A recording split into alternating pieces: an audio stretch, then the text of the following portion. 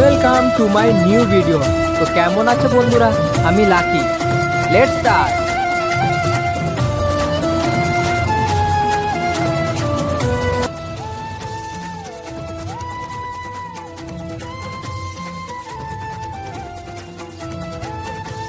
মহাভারতের যুদ্ধ শেষে গান্ধারী শ্রীকৃষ্ণকে অভিশাপ দেন।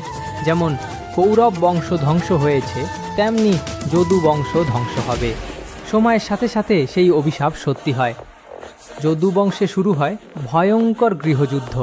নিজেরাই একে অপরকে হত্যা করে ফেলে।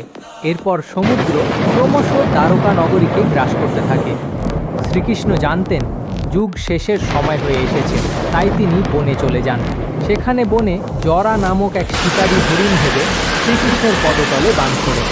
তীর বিদ্ধ হতেই শিকারী সেই স্থানে ছুটে যান এবং দেখেন স্বয়ং ভগবান কৃষ্ণের পায়ে তীর বিদ্ধ হয়েছে। কৃষ্ণ ওনাকে শান্ত করে এবং বলেন, এটা আমারই লীলা।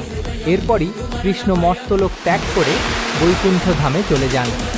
কৃষ্ণ প্রস্থান করতেই সমুদ্র পুরো দ্বারকাকে গ্রাস করে নেয়। আজও সমুদ্রের তলায় সেই ডুবে যাওয়া দ্বারকার নিদর্শন পাওয়া যায়। তাই বলা হয় গান্ধারীর অভিশাপ আর সময়ের নিয়মেই দ্বারকা চিরতরে